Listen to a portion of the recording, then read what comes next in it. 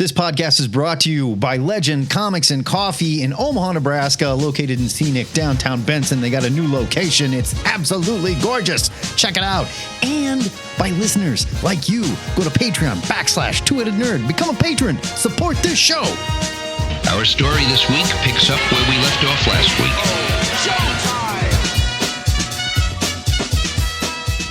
Broadcasting from the ZIGGURAT at Omaha in caverns deep below the metro area, where we also burst from the belly of a whale one time. Long story. We don't need to go into it yet. Yeah. It is our gory pleasure to welcome you to episode 741 of the Two-Headed Nerd Comic Book Podcast. I'm your head number one this week, the Internet's Joe Patrick. And I'm your head number two. My name is Matt Baum. It is time for another Slack Issue show where we read classic, and I'm going to put that in quotes, comics we missed. And this time, with Blood Hunt upon us, perhaps you're marinating in it right now, we're going to talk about the return of Marvel's Midnight Suns. And we're going back to the innocent year of 1992 to read the original Rise of the Midnight Suns. I'm going to put this in quote too. Event. Yeah, you know, we're really pushing the boundaries of what Slack Issues is supposed to be, but hey. Brother. It didn't really have any other category to fit it into, so here we are. After that, we'll set you up with our must-read picks for next week's new comics, but now throw everything you thought you knew about a crossover out the window because it's head-scratching supernatural back issue review time in the ZIGGURAT.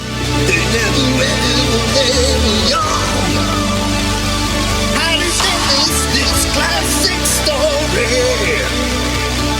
It's like issues with Joe and Matt. Oh yeah! It was the year 1992, and comic books had never been so successful. I don't think they would ever be this successful ever again, quite honestly. I mean, Image debuted. Superman died. Valiant relaunched Bloodshot. Spawn had its biggest sales ever when Alan Moore came on as writer on number 8. Your top 10 selling comics of 92. Superman 75. Wildcats number 1. Venom number 1. Spider-Man 2099 number 1. Spawn number 8. Spider-Man 28. Punisher 2099 number 1. There's a head scratcher. Spawn number 1 checks in at number 8. Pitt. Remember Pitt number 1? And Uncanny X-Men number 294. Why was 294? Oh, first chapter of the Executioner song. Okay. Uncanny X-Men 294. That makes perfect sense then. Punisher 2099, we didn't know any better. Yeah. People bought it because it was like, yes. 2099 and then they read it and they were like, no. It was hot. Things were extreme. It was the 90s. You were getting all this like Spawn and Wetworks kind of horror stuff coming out of Image. Marvel had to respond, Joe. They had no choice. I agree. They had to take some old beloved characters and maybe update them a little bit in some S&M gear. Make them sexy and get them back out there fighting the supernatural with the Rise of the Midnight Suns event. They put some of them in bondage gear and dressed some of them like a pilgrim. It's true. It's confusing. And we'll get to that. I mean, the whole idea, when all of it came down, it's like, costume change, new job. There you go. You kids love this, right? If you look at Comicron.com's top 100 selling comics of 1992, the first part of this story, Ghost Rider number 28, checks in at number 84. Now, Spirits of Vengeance number 1, starring Ghost Rider and Johnny Blaze, checked in at number 32. So, yeah. It wasn't a hit? Debatable. I mean, I guess it depends. Like, we don't really understand what the metrics were back then. And also, this was a year that also saw the debut of Image, the death of Superman. Yeah. I mean, and then look at all the other events that were going on in 1992 this had to compete with. Operation Galactic Storm, Infinity War, Executioner's Song, the death of Superman, Unity at Valiant, which was a huge deal at the time. It was, it was a huge deal at the time. There was a lot for nerds to spend their money on. I think Unity single-handedly kept Wizard Magazine in publication. Probably kept Valiant alive. Speculating about that shit. Before we belly flop into the mud and the blood that is the Rise of the Midnight Suns, Joe Patrick, why don't you read the intro page? It sets us up and lets us know where Ghost Rider was at this point. Dan Ketch has been possessed by the spirit of vengeance. He was just Dan at this time. Danny's too kiddie sounding. I don't know why they he was always Danny to me. I don't know why they just call him Dan all. Dan. When the blood of an innocent is spilled, Ketch's body transforms and the relentless persona that has been mystically bonded to him emerges. Dan Ketch gives way to the Ghost Rider, a motorcycle-riding, flaming skulled creature who exists only to punish murderers and criminals. This was 90s Ghost Rider on the super 90s bike, too. The real sharp. Yeah, right. But Dan Ketch was not the first Ghost Rider. Years before, a motorcycle stuntman named Johnny Blaze had been cursed by Mephisto and bonded to the demon Zarathos. Blaze spent years struggling against the demon that transformed him into Ghost Rider and was ultimately separated from Zarathos. Blaze settled down to live a normal life, bought the Quentin Carnival where he used to perform, married his longtime girlfriend, and had 2 children. But when Blaze heard news reports of a new Ghost Rider, he knew he had to investigate. Maybe they switched it to Dan because they couldn't have Danny and Johnny. Why? Why not? And they were just like, that's not cool. Danny and Johnny sounds fine. We got to have one guy sound tough and, And the other guy be Johnny? I don't know, man. I don't know. Blaze traveled to New York City and confronted Ghost Rider. Blaze believed that Ghost Rider was Zarathos in a new host body and was determined to stop him from ruining Ketch's life. But although Ghost Rider could recall very little about himself, he doubted that he was Zarathos. He's just like, I don't know, man, but that doesn't sound right to me. Yeah. And you may have noticed at this point that I am saying Zarathos differently nearly every single time because I'm not sure how to pronounce it. During their confrontation, Ghost Rider bathed Blaze's shotgun with his mystic flames, accidentally transforming it into a weapon that shot pure hellfire. Whoops. Pure 1990s hellfire. Right, something that Ghost Rider has never been able to do and would never do again outside of one thing that happens in this event. He, barfs on the bike and it turns into a fight. Blaze reluctantly teamed up with Ghost Rider against foes including Blackout and Hobgoblin and began to doubt that this new Ghost Rider was the demonic threat that Zarathos had been. Blaze grudgingly came to befriend both Ghost Rider and Ketch and eventually parted ways with them, returning home eager to resume his normal life. Shortly after Blaze left, the criminal organization The Firm sent Blackout against Ghost Rider. Aware of Ghost Rider's alter ego, Blackout used threats to Dan Ketch's family to lure him out and ripped out Ketch's throat with his teeth. Oh, brutal. Wow. As Ketch died, the spilling of his innocent blood triggered his transformation into Ghost Rider, saving his body from death, but leaving Ketch's fading spirit trapped in a strange limbo. That's tricky. Oof. That is tricky and clever, right? Because that's what happened. Ghost Rider, innocent blood, makes him show up. He won't shut up about innocent blood. So when Danny gets it, totally innocent, it's like, whoa, wait a minute. That's sure. That's a tricky situation. Ghost Rider defeated Blackout and his firm handler, Mr. Stern. I read that as, and his firm handler. Firm handler, yeah. Mr. Stern, trapping them both in a coffin inside a graveyard mausoleum. What's the plan? What's the end game there, I wonder?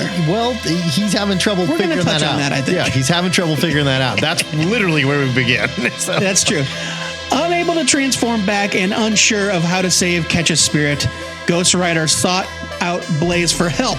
However, the two may soon have to put their current crisis aside as an ancient evil prepares to return, one that will require the gathering of mystical forces both old and new. Marvel Comics presents Rise of the Midnight Suns. This Ghost Rider, Johnny and Danny. Yeah, they have been teed up for this event. Teed up, we are ready to go. Right? I mean, and honestly, and really, if you look at what else is part of the event, there is nobody else that currently has... No, nobody else is currently in play in the Marvel Universe at the time Ghost Rider 28 comes out. This would be a vehicle to relaunch most of these characters and all of them, yeah. The Darkhold for some reason. I don't know. We'll get there in a little while. I mean, you're filling a line. You got to have I guess. I don't know. We begin in the pages of Ghost Rider number 28 from Marvel. This was May 1992. It was $250. All of these came sealed with a kick-ass poster. of the Yeah, Midnight and Suns. I believe you could piece the poster together. Yes, it fit together. And it would make one big image. Big poster, yes. It's $12 in near mint, CGC 9.8, 75 whopping bucks. On the ungraded $12 near mint, it sort of surprises me, and I'm also sort of glad Yeah, because they published it, because I think this was a kind of a sought after thing. They published the hell out of this, though. I mean, it's not like this didn't get a print run of 1 million copies, probably. Well, sure, but even the Death of Superman, like first printing, is worth like $15. Well, sure. Yeah. I mean, $3 more than this one. So there you go. This is written by Howard Mackey, cover by Andy and Joe Kubert, art by Andy Kubert with his dad on inks, Joe Kubert, colors by Gregory Wright, letters by Janice Chang. First appearance of the Caretaker, Joe Patrick. Yeah, baby. So our story opens with a Ghost Rider in a rage, and he's holding the body of an old woman killed by thugs for money. Ghost Rider demands vengeance, but Johnny Blaze shows up, tells him to cool it, or he'll blow Ghost Rider's head off with his super Hellfire shotgun. Now, there's a running theme here with Johnny and his Hellfire shotgun. He not only likes it, he cannot fucking stop talking about it. Well, sure. I mean, it's the same with Ghost Rider and the Penance there. And every character in the 90s was constantly telling you about their powers. Yeah, letting them know exactly what they had, exactly what they were packing. You know, exactly I bet you Daredevil wouldn't shut up about his radar sense if you look at the comics at the time. I mean, I suppose. Oh, instead of killing them, Ghost Rider knocks out the bad guys, loads them on his bike, 2 dudes on his motorcycle, mind you, and heads to Cypress Hill Cemetery, where he goes insane in the membrane with Johnny following him. Johnny's hair is gorgeous. It was the 1990s, man. I thought that ponytail Johnny Blaze was so cool in 1990. Well, everybody had a ponytail. But Superman had a ponytail. Come on. This was the 90s. Well, Superman had a mullet. Yeah, true. Johnny's yelling at Ghost Rider about not helping Danny. As you recall, Danny had his throat torn out. And what could Ghost Rider have done exactly? Because he wasn't even there. Had to wait until innocent blood was spilled, but whatever. Danny's family's at home, upset. Ghost Rider can feel Danny slipping away, and he's even go a little nuts. He's acting kind of weird, right? And Johnny can tell. Foreshadowing. This is why Johnny was like, I don't think this guy is a Zarathos demon, because Zarathos was like, no problem. I'm Zarathos. I'm after bad guys. I'm the spirit of vengeance, solely driven. This Ghost Rider's confused, wondering about stuff, talking about. Well, but this is issue 28 of Ghost Rider. He hasn't been confused this whole time. No. But I also don't remember if Ghost Rider. I don't think Ghost Rider killed people. I think Ghost Rider just used his stare on them and made them relive the pain that they caused, and that was his way of dealing vengeance. Well, that's when Danny had control. He wasn't killing folks. But no, I don't think Danny actually had control. A little bit. He had a semblance of it. That's why Ghost Rider wasn't killing people. Zarathos was killing people. See, and I don't remember that either. Yeah. I haven't read enough of 80s Ghost Rider. I read up that far, and that's one of the reasons 80s Ghost Rider killed people. Since Danny's gone and not there, he was afraid Zarathos is going to full on take over Ghost Rider again and just start murdering folks. And that's why he had to go do something about it. Spoiler alert, it's not Zarathos. It is not Zarathos. Is a completely separate demon that does make a return in a different crossover, a different Midnight Suns crossover that happens later. This is the spirit of vengeance, the actual literal spirit of vengeance. Right. So, as you heard in our intro, the Ghost Rider not only has Blackout and his firm handler tied up in the mausoleum, but he's got a bunch of other dudes tied up. There are a lot of people in this mausoleum. Like, what is he doing? Guys. Well, that's just it. He doesn't know. And how long have they all been in there? That was my question, but we'll get there in a second. What do you think it smells like? Johnny's like, what are you going to do with it? You kill them all? And he's like, I don't know. I can't figure it out. I'm confused and stuff. Let's go in there and see what's going on, right? So they're interrupted while having this conversation by the Caretaker, a man that starts sentences by either spitting or saying the word patooey. Later, He's spitting. But one time he spits and it's an onomatopoeia. Patooey. Here's how it's going to be, boys, right? Later on, patooey is just in his word bubbles. No. The first one here, patooey is in his word bubble. Oh, okay. I'm looking right at it. And this is what confused me. Our spitting friend is a very small part in this, other than when it's revealed later he knows Doctor Strange. A lot of people turn out to know Doctor Strange, apparently. Well, I mean, he's more important than he appears to be, I guess.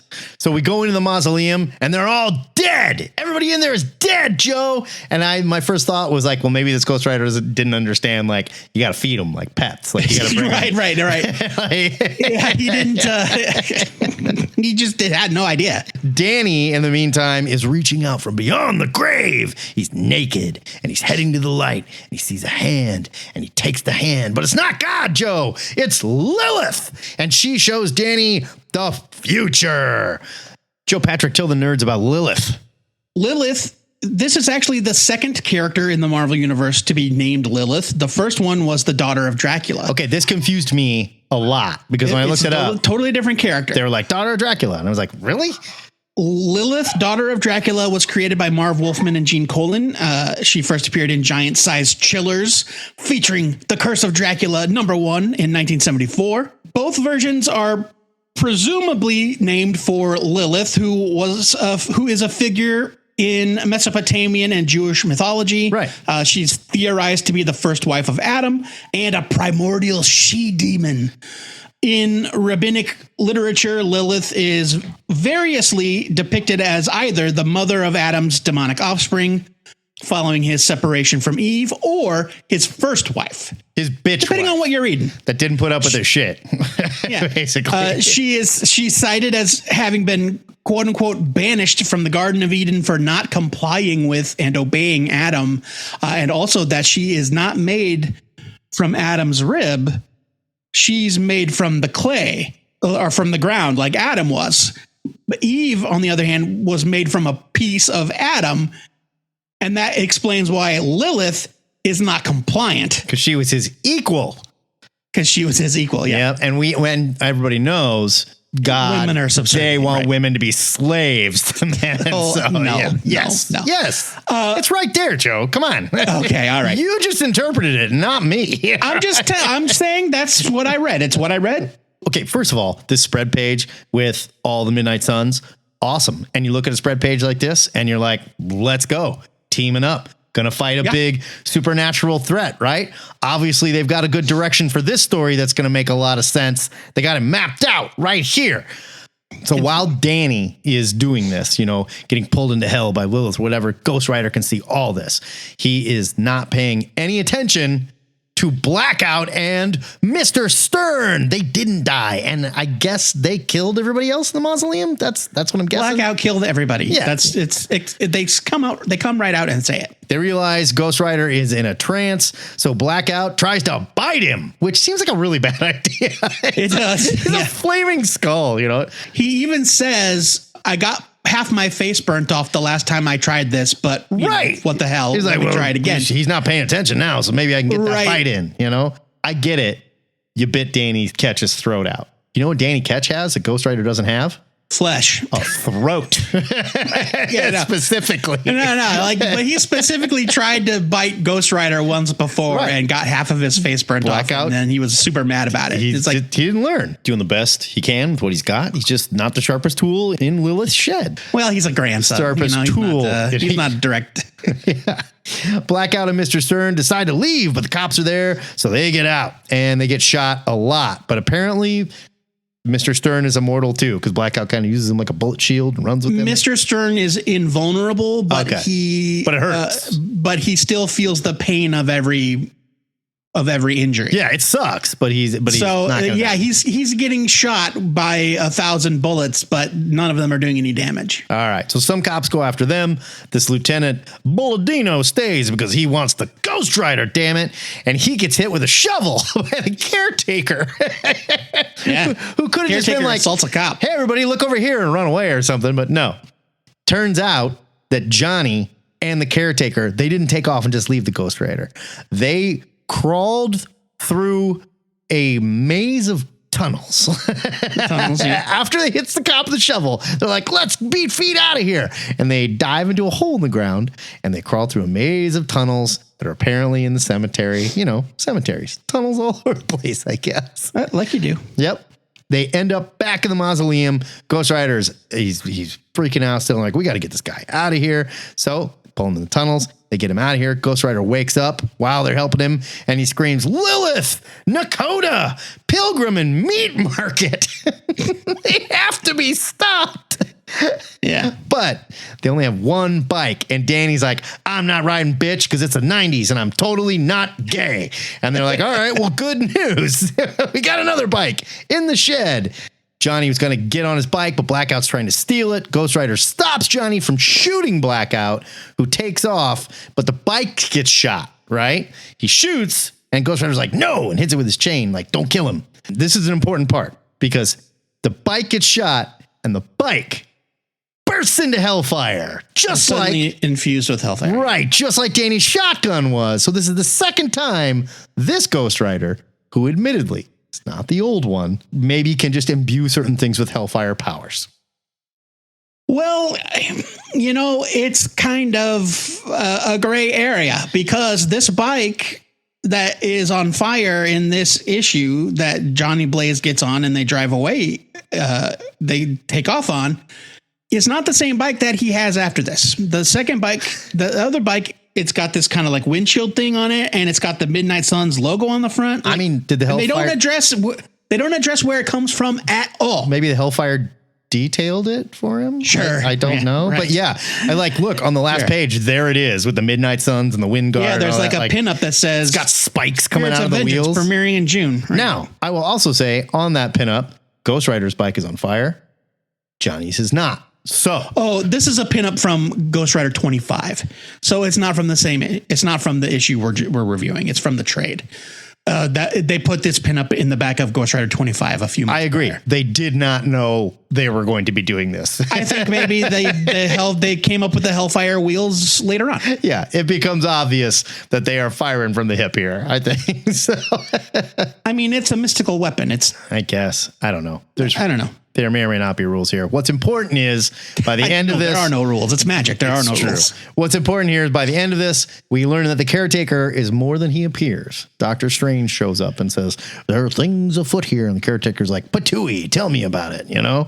And I sure hope those kids get together and decide to like do the thing. And Dr. Strange is like, well, I can't interfere in the thing, sort of like the Watcher. But I would argue Dr. Strange does a better job of not interfering than the Watcher ever does. Doctor Strange doesn't do shit. He's hands off.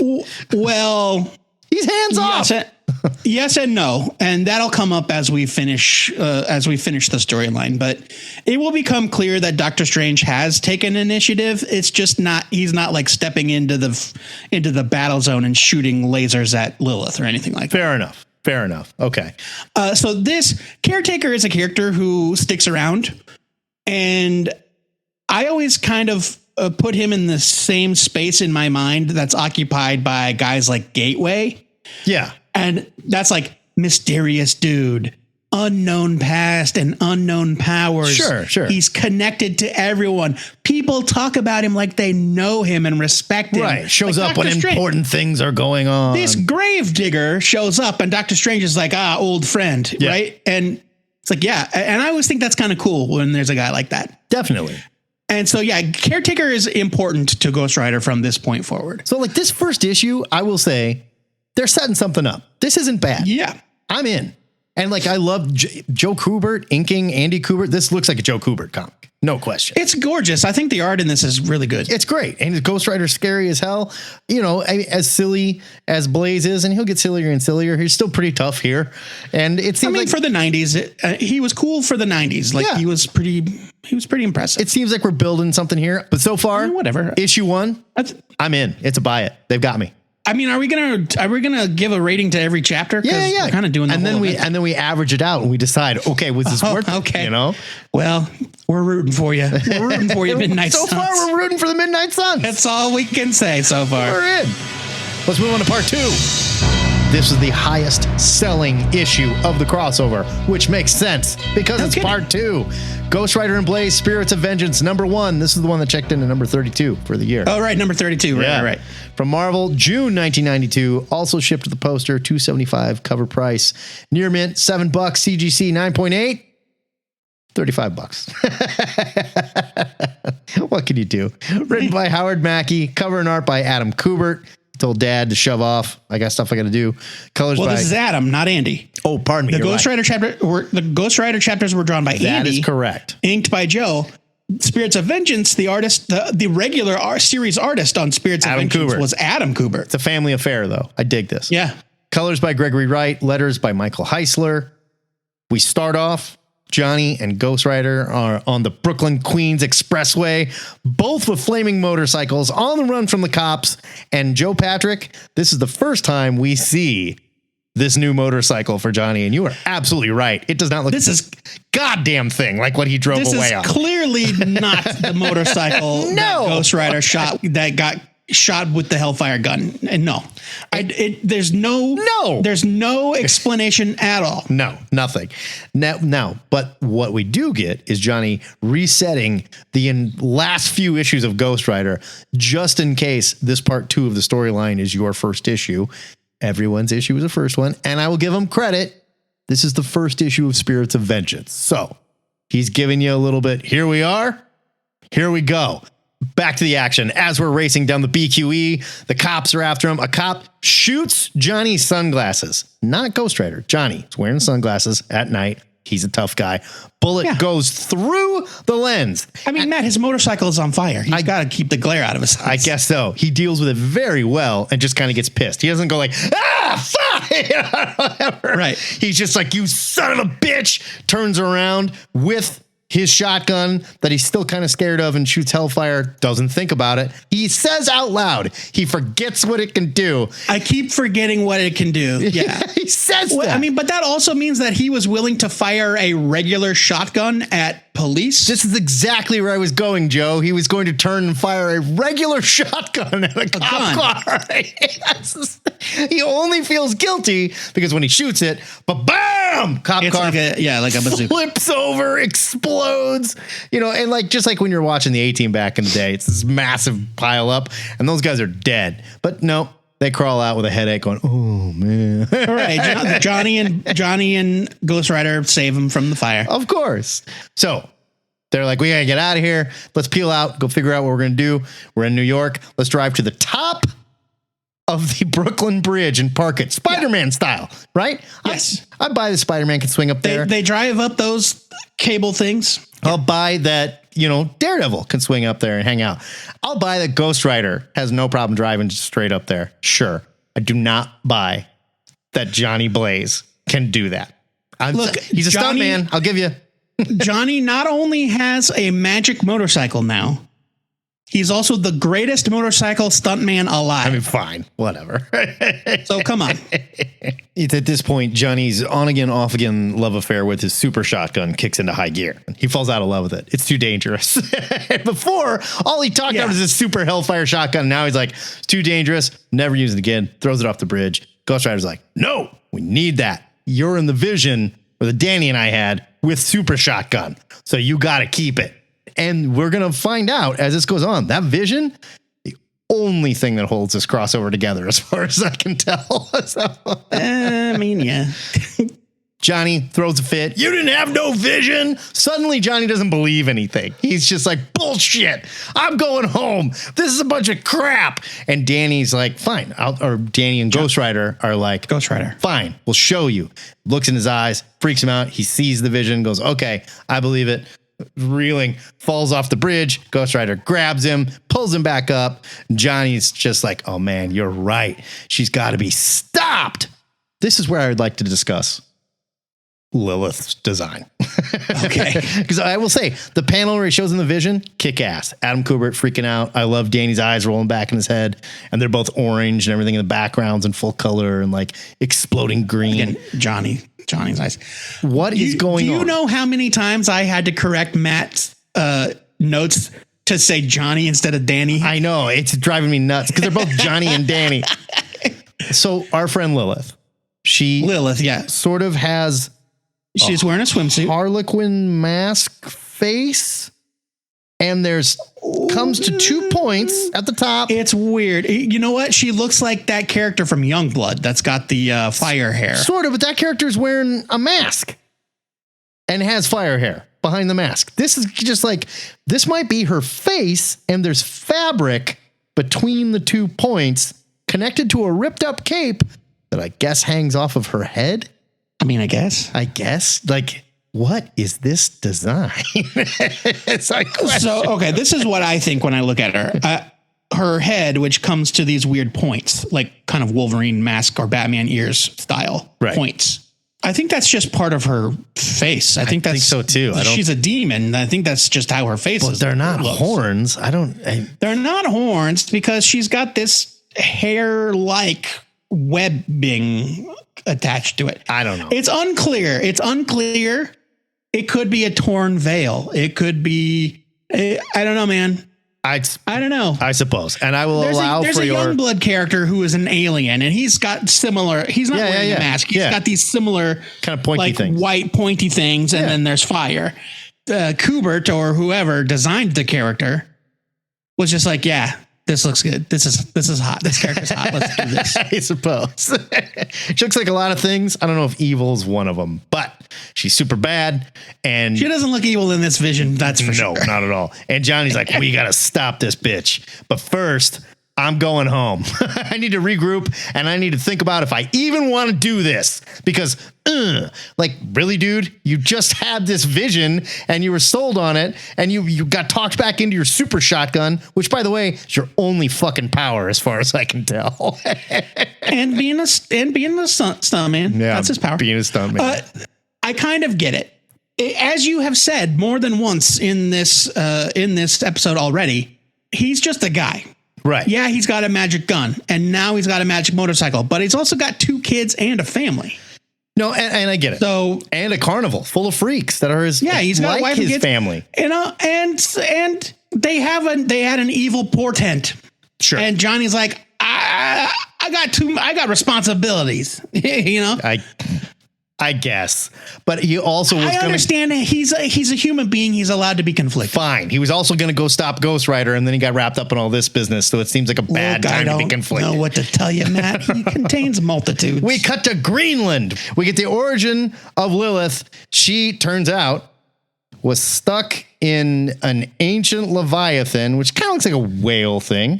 I mean, it looks like a whale, but it's got like giant tusks, teeth, fangs. It's got weird tusks. Yeah, like a wicked underbite. It's got like spinies on the back, like a dinosaur. Yeah, it's on a mountain. So it's some sort of demonic sea creature. It's on a mountain in Greenland. She busts out of it just as 2 explorers are there checking it out, and there's gore all over the place. But the colorist chose to make the gore brown, so it kind of looks like she got pooped out of a whale. So I think that in 1992, we're still concerned about the Comics Code Authority. Yeah. And I don't think anybody's bathing comics in buckets of blood. No, that's exactly what I was thinking. Like at this point, like they wanted to do it. It does look weird. The brown is suspect. Man, yes. Looks like she got pooped out big time. So she takes all the poop and she uses it to read the future. And in the future, she sees like, oh man, all my demon kids, they've been killed. And they've been killed by these jerks, Johnny and Danny. That ain't no good. This cannot be. She's super upset about it. We got to do something. So she calls one of her kids, who just happens to be a teleporter. And he kind of like tears holes. He cuts through space. Right? Yeah, I thought like that was with his claws. And his name is Pilgrim. And Pilgrim is he's got gross little nightcrawler hands, but they're sharp like claws. And he's sort of dressed like a Native American, but he's also has to wear glasses because his eyes aren't real good. And he's Native Americans wear glasses. Bald, but he's black and has like there's a lot going dreadlocks. On. He's a cultural melting pot. I'm just trying to like figure. I'm just trying. His ethnicity is not addressed. I'm trying to nail down Pilgrim, and it's not. He's got dark skin. He's got braided hair. He's also bald, and he's wearing a fringed jacket and a fringed satchel. It is something. So he's wearing forged boots. I mean, yeah. We cut back to the we need a code for like the buddies, the Midnight Buddies. We cut back to the Midnight Buddies, Johnny and Ghost Rider. The Midnight Mates. The Midnight Mates. That sounds a little Cinemax to me. They're in Providence, Rhode Island. They motor all the way down there back to the carnival. And Johnny just wants to chill out, get some answers. The carnival freaks show up. They see two guys, one of which has a flaming skull and is riding a flaming motorcycle. Another guy also riding a flaming motorcycle. And they don't panic. They don't freak out. They think, we're going to fuck these guys up. Matt, they're carnies. Come on. Carnies are not surprised by anything. These are the toughest carnies I've ever seen in my life. It's amazing. But as it turns out, these aren't just carnies, Joe. They're Johnny's family. They love They're Johnny's carnies, yeah. They absolutely love this dude, right? So the Quentin Carnival is the carnival that Johnny Blaze rode for back when he was a motorcycle stuntman in the 70s. And when his adopted father, Crash Simpson, was dying of cancer, he made a deal with Satan. Ironic that Crash died of cancer, you know? Yeah. He was dying of cancer. He made a deal with Satan, retroactively changed to Mephisto to spare Crash Simpson from the cancer and in exchange for becoming the Ghost Rider. Johnny performs the trick. Yay, everything's fine. Oh, ironic. Crash dies anyway in a horrible accident. Whap, whap. What do you do?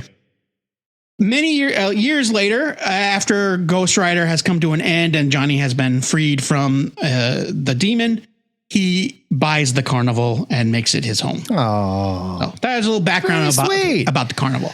So back in New York, we've got Lilith walking around with her big pointy head and fabric hair cape thing. I don't know, dude. I don't know. It's not hair, or is it? Hard to tell. I don't know. It is not hair because it's got folds like fabric. But it is coated. It's hair coated. It is hair coated. You will agree. I agree with that, right? Right. Lilith is talking to Pilgrim, telling him like the world has changed. He's like, "Oh, you've been wait." The close-ups make it 1,000 times I know worse. It's so bad. It's like, I kind of want to. I feel like if I touched it, I'd have goosebumps. I'd be like, ah! I think you would be super skeeved out. Yeah. Right. So Pilgrim tells her, well, Mom, after you got eaten by that whale in Greenland, her kids, the Lilin, had to scatter across the earth. The Lilith Fair. Yes. And then missed opportunity. And she's like, well, let's go get my kids. And he's like, right on. Let's teleport to this weird church where we get another amazing example of Adam Kubert's design in the character Creed. Scott Stapp and Creed appear in this comic. It's wild. Creed. Like, with arms wide open. Creed is kind of a priest looking guy, right? Well, a demonic priest, I guess. But I mean, he certainly looks like a religious figure. Wearing monk robes. He's got a scarf. He has a helmet that is split in two so that... I mean, this ain't no Catholic church, that's for sure. His red hair can come out the top like a mohawk. And then on the sides, kind of like Bozo the Clown. I mean, it sort of looks like they intended it to look like a cross. Maybe. But his face is kind of a cross, definitely. Because it's got like the top cheek. part is very narrow. Right. And he's got like the cheek helmet thing, sort of Magneto-ish, right? It's weird. Yeah. It makes him look much less threatening, having his wispy little old man hairs poking out of every side. Not as weird as what happens next, though, Joe, because he's disturbed and he freaks out. So what does he do? He takes his head off and launches his body at Lilith and Pilgrim.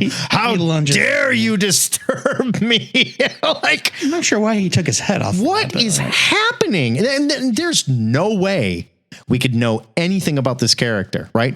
They don't explain, like, they don't, a character like Creed, stop using your body separating powers or some shit. This is his one and only appearance. He dies in this issue. Well, I mean, that's the thing about Creed and also Pilgrim, really, for that matter, is that once you see them use their powers, it's like, oh, okay, I get it. Yeah.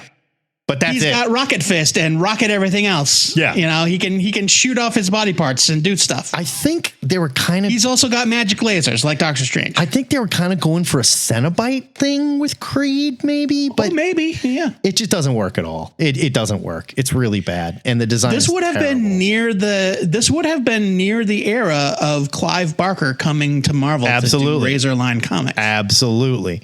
So right about this time, Lilith explains everything. Creed's like, I'm not into it. And she's like, I'm your mother though. And he's like, you're right. I'm into it. Kisses her hand.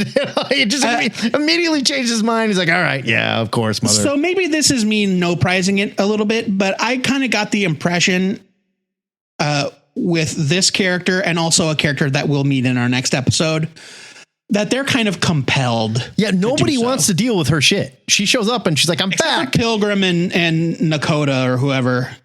Like everyone else is kind of there under protest. Let's wait until we get to Nakota because I have thoughts on what's going on there. But everybody else, they do Nakota dirty, but is definitely like I don't. The only one that wants to be there is Meat Market. Oh man, well, don't forget our boy Blackout, who's like, "You're my mom." Blackout, yeah, and she's like, "I'm not your mom." Blackout just wants to belong. He just wants to be in a gang. And Creed's like, "Let's kill this guy that's spying on us." It's like, "No, it's me, Blackout. You're my mom. I had a dream about you. I want to be in the gang." And she's like, "Mom, no way. I think I'm more like your grandmother, dude, because like you're only like part Lilith. Like you, like he's way down the bloodline through like years of breeding with humans." I took it more as like from Lilith. Dad dated a Lilith maybe because he's got powers and shit. He doesn't look like a normal dude. Blackout can control darkness. No, it's true, but so what they establish here is that like Lilith is of course centuries, if not millennia old. Yeah. And so are all of the rest of the Lilin. All of the rest of the Lilin are like direct descendants. Like sure. Lilith gave birth or however she spawned them. It's like Lilith to Pilgrim to Lakota to Creed. But whoever Blackout's ancestor was way down the line, they like ditched the family and started breeding with humans. And so he's he's way down the ancestral tree. But it's like mutants. There's like things that are going to come out in certain people and it's like, oh, you're Lilith or whatever. They were trying to make Lilith. So yeah, he definitely has powers. And I would say like I would probably have classified him as a mutant up until this point. Yeah, I don't disagree. Because he had the ability to like absorb darkness or whatever, or shut down darkness. So regardless, Lilith is like, yep, you're in the gang. Blackout finally has a family. Good for him. You know, like even bad guys have feelings. We cut to Johnny and half of a face. Yeah. I love that. I love that his Hellfire injury involves him having one gigantic eyeball. Well, it's just a big red eye. That's how we say, see, he's burned. But like Two-Face. Like Two-Face really has one really big gnarly eye. Yeah. He's burned. Back at the carnival, Johnny's having nightmares about demons. He sits up. He's like, oh, man. And we learn that Johnny sleeps naked. And he's like, I mean, this nightmare is very kind of scary, actually. Like his wife's getting dragged away. It's a good page. Kids are being held up by their hair. Although that shotgun certainly doesn't look like a shotgun. And he's firing it with both hands, which is kind of odd, but whatever. He's also swinging it like a baseball. Yeah. There's a lot going on. He is dick naked, though. Yeah. He sleeps dick naked, which, hey, man. You do you, Johnny. I get it. Go for it. Gets fully clothed, goes to see the psychic, Clara. And Adam draws Clara in such a way that he's either hinting that she is blind or she has no eyes. And when I say no eyes, I mean no eyelids. Like no eye sockets. Skin where her eyes should be, like a mannequin. I mean, I don't think it's implied. I think it is overt. Okay. Like she does not have eyes. She, of course, that gives her psychic abilities. She got no eye holes. Right. And this is why she can see. This is why she's psychic. And he like. Clearly, yeah. Because she's obviously. No eyes. And he talks to her and he's like, is this shit for real? And she's like, yeah. And you got to go find these other people that can help. But it not like help crossover help, like more like guest star in some comics. And he's like, yeah, all right, cool. No, well, more like passing like strangers in the night kind of help. Yeah. And Johnny, who has been hanging out with Ghost Rider, has seen everything that happened, has witnessed the vision that Ghost Rider had, says, no way, man, I'm out of the superhero business. He thought he was out. He spent years tied to this demon and he wanted to to live his life with his family, and now here he is. I fully appreciate forced back into this world. He doesn't want it. He's fighting it. But he's not living in reality if he thinks he's out at this point. I understand. Joe. And obviously we see how well this argument works because he immediately goes and leaves with Ghost Rider. Once you are shooting at cop cars with Hellfire shotguns, you are not out of the business anymore. Saying, okay. If you get your advice from a psychic with real psychic powers, you're probably already in, Johnny. So Blackout, Creed, and Pilgrim come to the carnival. The plan here is apparently to steal Johnny's son. What's his name? Derek? The son's name is Craig. Craig. That's it. They come to steal Craig, which I love. Very 90s. And Craig Blaze is his name. And Blackout is like, let's eat the kid in front of him. You're like, yeah, screw you, Johnny. I'm going to kill your family. Blackout, little kid. He don't care. Right. And Creed's like, no children will be harmed. I am a demon that wants to release many, many, many other demons onto the earth. I guess hopefully they won't eat children, but this child. All right. Now, okay. We had talked about this, like several of the Lilin, they're doing it out of either like familial obligation or literal compelling of their actions. They're still doing it, Joe. But Matt, if you can't, like, if you literally cannot, if your demon mother is like, you will help me, like, and they are powerless to resist, what are they going to do? I mean, fine, whatever. But that's kind of like the Nazis that worked in the camps going, I was doing my job, bro. I mean, like, they are literally not in control is what I'm saying. I think that Creed has a sense of honor, and he's like, look, all we're after is the dad. Ugh. We're after either the dad or the guy with the flaming skeleton head. See, now, so but then it's keep your chops off of this baby. Even more curious is when he says, I have no desire to harm you. And then Pilgrim uses his weird fanged nightcrawler hand, tears open the world, the reality, takes the kid and leaves. Okay, so your business has nothing to do with the kid, but we're leaving with the kid. They kidnap the kid and leave. I have no desire to harm your son or any of your friends or family. My business only involves you. They don't leave with him. They steal Craig and leave. They're taking the fight away from the carnival. All right, fine. And using the kid as bait. It's because they're intimidated by the carnies who show up, and it is only at this point in the book because they don't want it to be a bloodbath where I realize that this wolf guy that we've met like 6 times, that has now talked to Johnny at least 6 times, is a little person. I did not. I mean, he's pretty little when you see him earlier, but you can't. He's not standing up or doing it. I just had no idea. I mean, I suppose. Yeah. So Johnny and Ghost Rider go, let's get out of here. We got to go get my kid. And he's like, yeah, let's do it. And they team up to go get the kid. Good news is this time Pilgrim only teleported down the road a little bit. So they get on the motorcycles and they drive. Well, and also, there they are. So Pilgrim says something like there's more to Johnny than what appears. Right. And so I think it's kind of implied that like Johnny was going to be able to track them no matter what. Yeah, he's a hunter. Didn't go far. They just wanted to get him away from They're going to impress the fact that he is a hunter and he can hunt this stuff, although he shows none of those skills and is only able to find stuff by people directly telling him where to go and who he needs to find. So we'll get to that next issue. They meet up with the gang who teleported down the street. Creed reveals another power. He can shoot green lasers and he spawn lasers, I guess. And he shoots it at Ghost Rider. Ghost Rider gets fried though, like big time. I think that's a pretty cool, that's a pretty cool shot. It's cool. It looks like Ghost Rider is like falling apart. Yeah. And like, it lets us know like these guys have some magic abilities. They mean business. Definitely mess with Ghost Rider, and Ghost Rider is heavy hitter.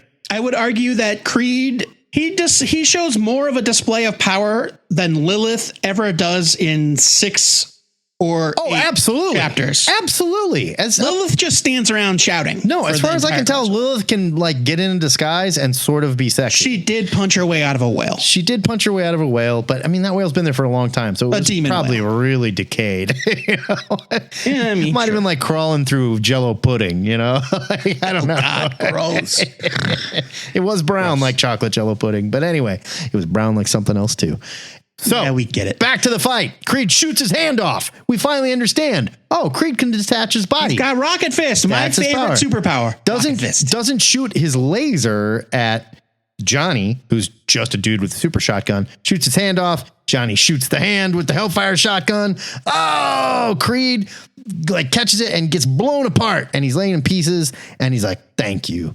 I appreciate you doing that.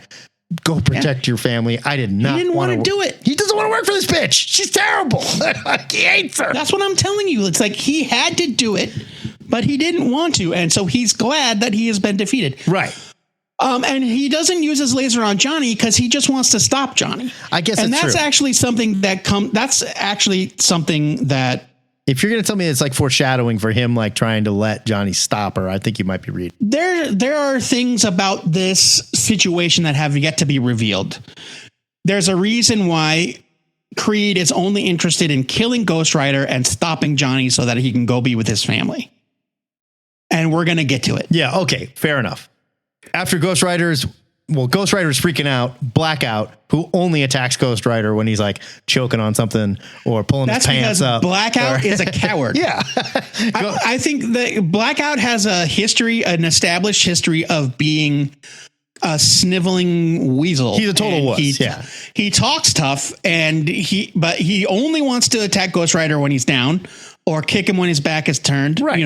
Right. And whenever Ghost Rider turns around and faces him with his full attention, it is no contest. And he's scared of him too. Like he's terrified of Ghost Rider. Yeah. Yeah. Which is kind of hilarious. But Ghost Rider, while he's getting beat up, comes back to his senses, and he's like, everything that was human in you is dead, Blackout. Now the rest of you. Well, this is also where we learn now that Lilith has granted Blackout renewed strength and vigor. Oh, so yes, that's true. Through his link to Lilith, Blackout is now superhumanly strong. And I think that's Lilith's power. She can give other people like powers, a little like strength, or make them more than they are. I think Lilith is a demon, I think Lilith is a demon queen who can do quite a few different things, but depending on whatever the writer wants her to do. Fair, but that's all we really see her do, is what I'm saying. Well, sure. I mean, if she's really all that powerful, why doesn't she just teleport to New York or wherever and stomp on Morbius while he's in the gutter or whatever? Yeah. Instead of all of this subterfuge. She can't find him. She's got to hunt him down. It's because she's still regaining her power. She's gathering her children. Right. Yeah. She's getting more powerful. Meanwhile, Dan Ketch has sent this vision to Ghost Rider, and they're onto him. And so the Midnight Buddies save Craig. Ghost Rider has a little moment where he's going to kill Blackout, and then he's like, no, I'm sorry. He's not. No, he says no, because as he's about to go kill Blackout, Pilgrim teleports him away. Escapes. Yeah. No, he's mad. He says that which is human in you has died. And so now Ghost Rider is all good with the killing. Sure. So, and by the way, this panel of Johnny holding Craig, who Craig looks like he might be 12, and Johnny's holding him at least 8 by the butt in one hand. Yeah, he's at least 8 or 10. Yeah, Johnny is holding Craig like he would hold a cantaloupe at the grocery store. Like, what are you doing? And then super shotgun in the other hand, because that's his only power. Right. We cut back to Lilith. She is super pissed. These guys screwed up. Ugh. Her head is pointier than ever. Such a pain in the ass. We're gonna have to do something about this. We say Creed. Man, I do love the visual affect of Pilgrim's power, though. That's cool. That's cool. I think that looks great. We say goodbye to Creed in sort of a tearful moment. Whatever. We cut back to Providence, and Johnny sending his wife and kids away with some freaks, and some people from the carnival are staying. David Lee Roth and and his girlfriend. Yeah, it kind of looks like David Lee Roth and Lita Ford are taking the kids. And so now Johnny's he's on board. Screw this. I'm in. Let's do it. You and me, Ghost Rider. And Clara's like, oh, yeah, by the way, you are a hunter. I've had another vision, but you are a hunter, and you've got to hunt down this evil. And since you're not a very good hunter, I'm going to tell you exactly where you need to go. Here is the street address. Yeah, it's literally the full name of the woman too. Martine Bancroft. Here is her address, zip code. And according to my vision, it's going to take you about 45 minutes in light traffic, She map quests it for him. Totally. So they take off. Dr. Strange shows up. Knows Clara too. Huh? Sure. She's one of those. She's one of them.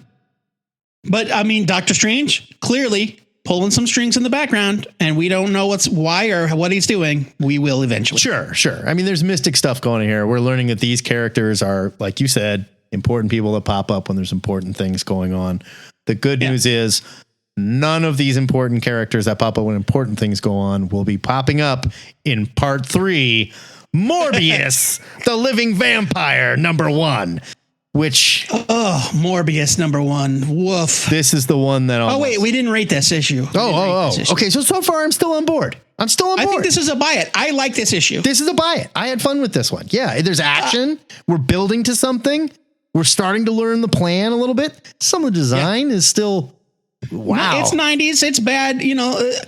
Young Adam Kubert, these first 2 issues, artistic. Oh, and Joe in issue 1. Well, and you can see them holds up, man. Putting their style together, like getting ready to do like their X-Men stuff. It's coming, and it's going to look really good when it does. They're figuring it out.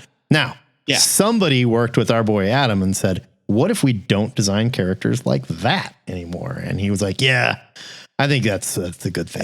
To be fair, we don't know who is to blame for Lilith.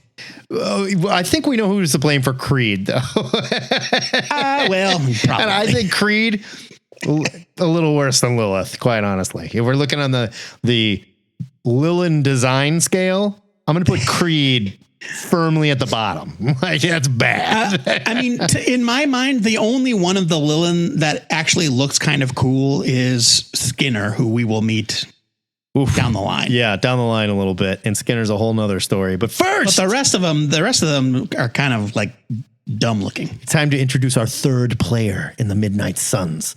And I would say on the Midnight Suns team, but they're not a team. So Morbius, the living vampire, #1. From Marvel, July 1992, $2.75, $7, near mint. Someone tried to sell this on eBay, by the way, as his first appearance. It was not. Morbius's first appearance is Amazing Spider-Man 101. Correct. For those of you that are, So wait a minute. Well, hold on. CGC. This comic book is worth $7. $7. CGC 9.8, $45. Someone paid for this. This is written by Len Kaminsky. Cover and art by Ron Wagner, inks by Mike Witherby, colors by Gregory Wright, and letters by Janice Chang. She was in the Midnight Suns office at the time. She was, The story opens with a hungry Morbius, and he's freaking out. And the first page, pretty cool. He looks rad. He looks like scary, and he's going bonkers. And he's like, I feel the urge. I got to kill somebody and eat them and drink their blood. Now, I admit, I do not know a lot about Morbius. I did not know he was actually a vampire. I thought, well, he's not. He's a living person cursed with vampirism. Okay, see, and I thought the living part maybe constituted that, like, no, he doesn't drink blood like other ones. He just has their powers and stuff. But no. No. He needs blood. He needs blood. Okay. Not just any blood, though. He needs blood from this stinky redhead that needs a shower. And it even says, he's like, the stench of cheap perfume, the rancid scent of clothes that should have been washed rather than worn. Gross. I'm not saying go eat somebody hot, but like, whatever. He jumps down and he eats this and he sucks this girl's blood and he feels really bad about it. He's like, no, not again. Right. Meanwhile, Lilith and Pilgrim and Blackout are in a metal club across town, and it's like an old church, which is ironic because now it's a speed metal venue. Although I don't think that the artist has ever seen kids at a speed metal show, because in 1992, they're just sort of like normal hair and they're wearing like, a vulgar display of power Pantera shirt or something. Right? And everybody here looks like punk rockers. They got like mohawks and shit. I mean, one guy's a mohawk. Yeah. It's like Hollywood, when they're like, oh, everybody's just a generic punk rocker, no matter what you're into. If you're bad, you're a punk, right? They walk in, they take over the place, and Lilith's like, oh, look, my kids were here. 2 of them who are completely unnamed. We just show you a picture, and they look kind of menacing, and she's like, there you are, my darlings. I've missed you through the eons. Come to mother. Your names aren't important yet. I'll mention Fang later, who's not a werewolf. We'll get into that, but let's go. So Johnny and Ghost Rider roll into town on flaming motorcycles, low key, playing it really cool. This is not a great panel of them rolling into town. Of them rolling through Times Square? Yeah. Yeah. Which in 1992 was still a shithole. It was still a shithole. Fun to reminisce. I'll give them that. Yeah, there's strip clubs and stuff. They're going to Martine Bancroft's hotel, which they were pointed to by Clara, the girl with no eyes. And they get there and they're like, oh, hey, man, it's one thing to roll through Times Square and freak everybody out. But it's another thing if we're trying to get someone to let our two strangers in leather into their hotel. Sure, right. So why don't you put on this helmet, Ghost Rider? The helmet just, it absolutely kills me. Okay. The helmet kills me. It also raises the question about Ghost Rider's powers, because I get it's like hellfire, but like he's constantly setting stuff on fire around him. Is Ghost Rider the kind of guy, like if he gets too close to the curtains, they'll burst into flames? I don't think so. Okay. I think it's mystical fire, and it doesn't burn in the traditional sense. I'll buy that. It is not combustion. He can use the mystical fire to make fires, but it's not like that kind of combustion. Yes, right. Okay, right on. They talk to Martine. It only burns the soul, Matt. Oh, gotcha. Sorry. Of the guilty, not the innocent. And I love when they're trying to get let in and look real normal, right? They're like, hey, we're just two leather daddies. One of us has a shotgun and we want to come in to talk to you. And Ghost Rider's like, may we enter? It concerns innocent blood. And she's like, yeah, come on in. Yeah. So like they have a short conversation that literally starts with shortly. And then they're Johnny going, so Ghost Rider and I think you might be involved, but we don't know how. What are you doing in the city? And she's like, I'm looking for Morbius. I am totally connected to him. By the way, here is his entire origin. And she spells it out and they're like, oh, well, we should find this guy. He's a vampire. He might be involved. And Ghost Rider's like, yeah, it kind of sounds like he was in the vision. He confirms that it was Morbius in the vision. Oh, yeah, that's right. She does show them pictures. I don't know why she has pictures of his old outfit, but. Well, there's one picture of him in like a turtleneck. Yeah. And then the other one is of him in his Morbin outfit, his classic high red collar, deep V Morbin outfit. Yeah. More importantly, there's a setup with Dr. David Langford, who is a bad guy working for somebody else that has nothing to do with the Midnight Sun story. I think it's probably part of the Morbius ongoing plot. Yeah. Stay tuned for more Morb if you want to get in on that. But yeah, you know where to look. To be fair, this aside from the Metal Club and one other thing that happens in this issue, it is all Morbius. This has nothing to do with anything that's going on. It's true. As crossovers go, this would be a chapter I would say you could skip if it weren't explicitly labeled part 3 of 6. I would take it further. As crossovers go, today, this might be a tie-in issue that is easily skippable, but has the name of the crossover on the. It's a so-and-so tie-in. In the 80s, there came to be this notorious term called a Red Skies tie-in. Right. And it was a joke at the expense of Crisis on Infinite Earths because they would label every comic in the line with the Crisis on Infinite Earths tie-in logo at the top. And the sky was red. And it was just, and it was like, there's stuff going on. There's bad weather. And the entirety of the crossover would be the color of the sky and a character maybe going, oh man, what is going on out there? Anyway, ... back to what I was saying, you know? And so, yeah, they were completely like shamelessly labeled as tie-ins when they weren't. But this is not a tie-in, Joe. This is a full-on part 3. I mean, this is a little bit better than a Red Skies only slightly. Tie-in, but only barely. So let's get back to Martine. She's in love with Dr. Morbius. She wants to save him. She's got that's going to work out great. Big goddamn magnum that she carries around with him. She's got a dirty, hairy pistol. And she's like, Johnny, Danny, I'm with you guys. Let's roll. Go find Morbius. Then we cut to Dr. Langford, who I guess worked with Morbius and knows Martine. I don't know. He's a scientist. He's a generic scientist. He's using Morbius's gene splicing research to create a serum that he says will help. But really, he wants to kill Morbius. And he speaks to himself out loud to let the reader know, I'm evil. Right. Yeah. For more sure. or less. And he works for a guy named. He speaks out loud to Morbius, who is not there. No. He's just like, oh, Michael, you moron. You are too brilliant for your own good, you fool. And then he gets a phone call and he's like, tell Dr. Payne. Well, I guess that's a bad guy. He's right? the boss, sure. That everything is proceeding according to plan. Okay. And he's got like this vial of stuff that he's going to use. Vial of poison stuff. Yeah.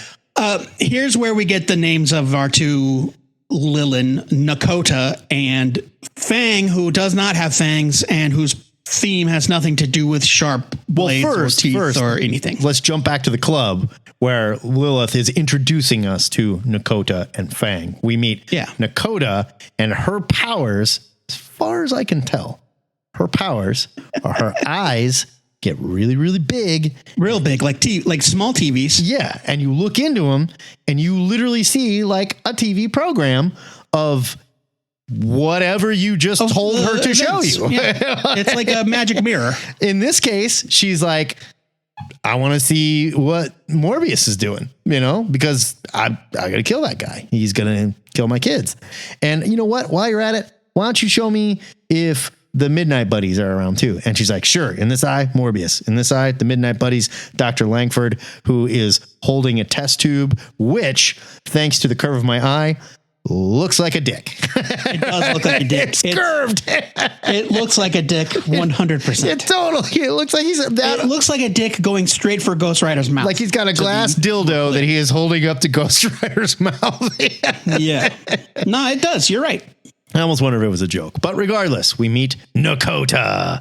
Nakota, who was pictured but not named, first appeared in Ghost Rider 28. This is not her first appearance. She showed up in Ghost Rider 28. In the Vision. She's in the Vision with the rest of the Lilin. Right. Or most of the rest of the Lilin. Which barely counts as a first appearance, but whatever. I'll allow it. I don't think it got any sort of value bump because of the technical first appearance of Nakota.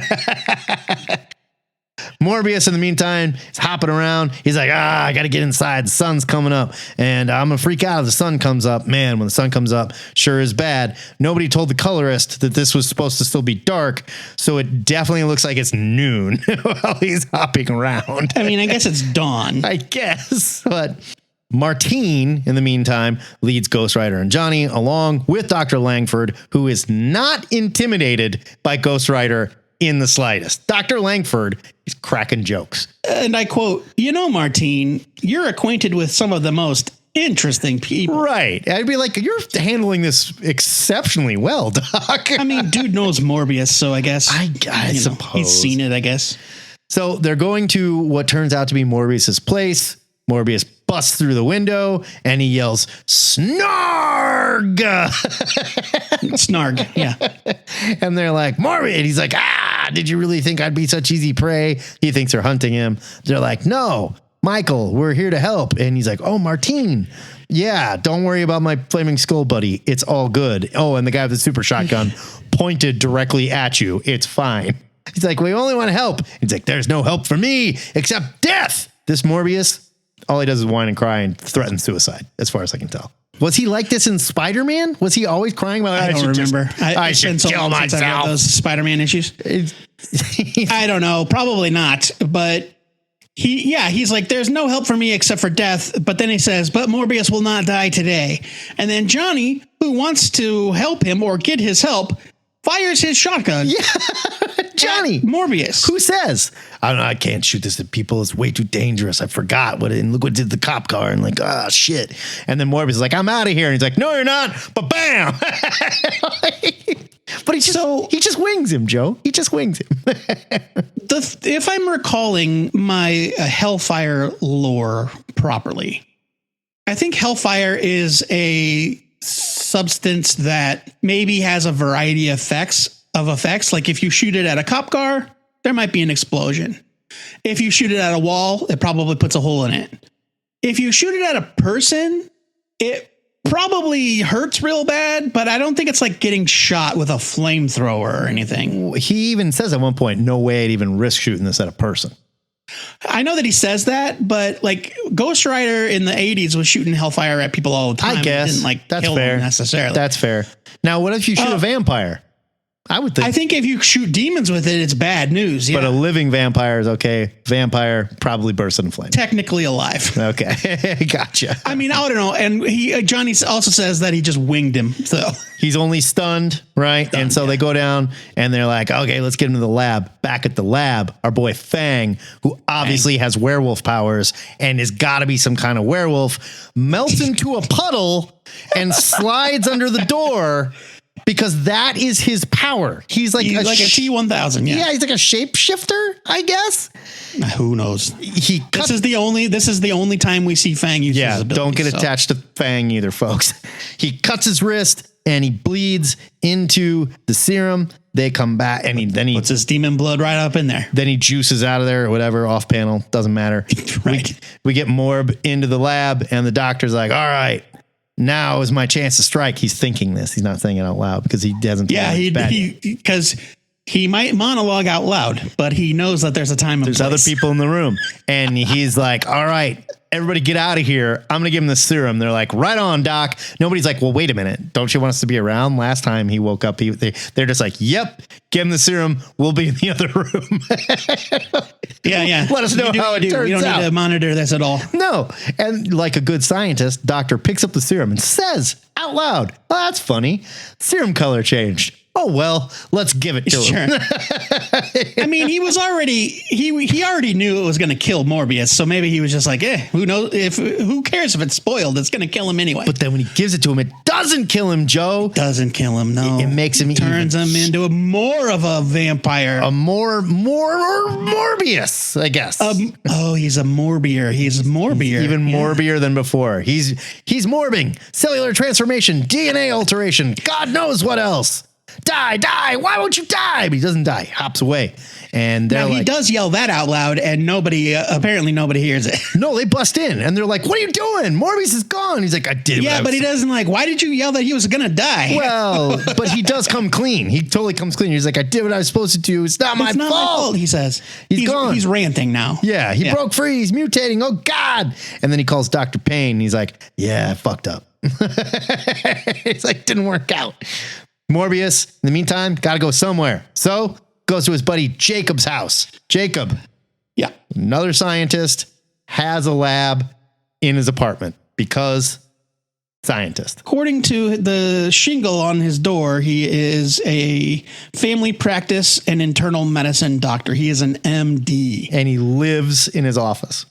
Well, I don't. Now, come on. I don't think that is in evidence. I think that maybe we can presume that Morbius passed out and Jacob transported him somewhere. We transported a vampire because he was in a study, and then suddenly he is in a doctor's. He's in a clinical office. He knows. He definitely knows Morbius. He's not shocked. And like when he transforms back and he's Michael, he's not like, oh my God, you're Michael. He's just like, Michael, are you all right? So like he knows him. Well, I mean, I think Morbius still looks like Morbius, except he's got kind of an upturned nose. Yeah, I mean, I guess Leto looked like it was obviously. He doesn't really look that different as like Morbius. Jared Leto is still sexy, just a little gaunt, All right, pump the brakes before you reveal something about yourself. Yeah, that's not. You're not revealing some sort of weird Leto. You're not revealing anything about yourself to say that a man is good looking, even when they turn into a living vampire. I think to say it about Jared Leto though reveals something about you. He's a really good looking dude. I don't know what you're talking about. Okay, so they figure out Morbius has been drugged. Got to get a sample of this drug because it's the only thing that might cure him because he was changing back and forth, and that's Morbius' whole deal. I don't want to be Morbius. I just want to be Mikey. Morbius is talking to Jacob and he's like, all right, I gotta go find that sample, but I can't wear my stupid Morbius costume anymore. Well, first of all, it's all torn up. And the only other thing I have is this patient's gown. Right. So it's off to there's only one option. Dominatrix store called Thrash and Gaudyville. Yeah. Where he buys what can only be described as a gimp suit with no mask and a purple furry cape, a tattered cape off the rack, mind you. I think it's kind of creeper furry. I think it's I don't think it's furry. I think it's just tattered. I think it's fabric. Okay. Well, he throws it on and boom, kids, you get a whole splash page of your new sexy, dark, extreme Morbius. And he's so scary. Yeah. Are you scared? I'm scared. I'm not scared. My favorite thing is that it's just he buys it off the rack. Yeah. It's on a hanger. Yeah, this is not a It's superhero in his costume. size. This is not a superhero costume. It doesn't need to be modified. He doesn't even. He's like, yep, Nope. 32, 36 tall. That's me or whatever. It's like, I'm looking for a gimp suit, no mask, 32, 36. And I'm like, oh yeah, right this way, sir. Yeah, it's just like, yeah, right. It's ready. So Martine goes back to the lab to get Langford. He's talking to generic thugs who are like these turtleneck wearing weirdos. Something going on there. Don't worry about it. If you're They work for Dr. Payne. I think we can assume. If you're only on the rise in the Midnight Suns ride, you don't have to worry about this at all. Just stay with us here. Martine pulls the gun, points at him because she hears him say, I thought I was going to kill him. She's like, what? You liar. Don't you touch me. And he's like, wait, Martine. And she's like, freeze, bozo, and shoots. You don't say freeze and then shoot. You just shoot, right? Well, she shoots at the ground, I like, guess. dance varmint. So Martine, who has this gigantic gun that she's not very good with at all, immediately gets it taken from her. Oh, and yeah. Langford's just like, oh, you friggin' tramp. And he shoots her. Bang. Kills her dead. This is hardcore. This is not your plugs her. dad's Morbius comic book, Joe. This is the 90s Morbius. And Morbius busts in and Martine is there. And she's bleeding out. She's dying. Oh, God. Oh, no. Because I had to go to the BDSM store and get my new costume. Martine is dead. But he can't help himself, Joe. They do have a deathbed profession of love. Yeah, they she's both, okay. They Fair both enough. say, I love you too, baby. And he's like, it's all right. I love you too. And he's like, oh man, I couldn't help but notice how much blood there is here. Like, oh, Now, I gave Morbius the benefit of the doubt that he waited for her to die. really? However, Really? Either way, no. This is your main squeeze, dude. It is not made clear that he didn't just kill her. No, it's not. And Because her dialogue trails off with like I love you too, ... asterisk. yeah, and he's like, there's so much blood. He can't help himself. And schlup, which is the sound of Morbius drinking the blood. Slurping. Yeah, he drinks. He's a slurper. Again, we're back in this, oh no, what have I done? And it's this heavy, we're learning about addiction, Joe, is what we're learning about. Morbius is, Sure. he has to He's give got that himself monkey to a on his higher back, power. and that monkey is blood.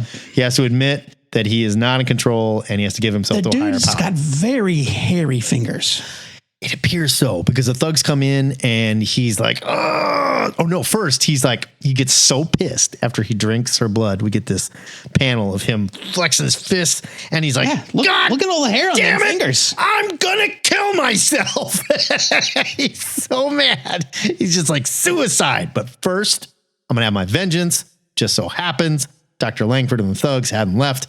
Still in the office. They come in. Morbius freaks out, cuts them all to pieces. He kills all those dudes. Oh yeah, just boom. He kills all those dudes, and then there's an explosion because something catches on fire. Of course, they're in a lab. Oh, he does, of course.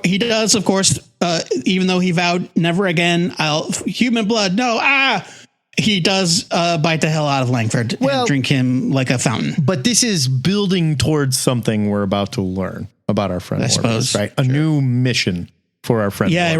right. More gets a new lease on life. Right. So he kills all these guys, drinks Langford's blood. He's standing in the flaming laboratory. It explodes because laboratory.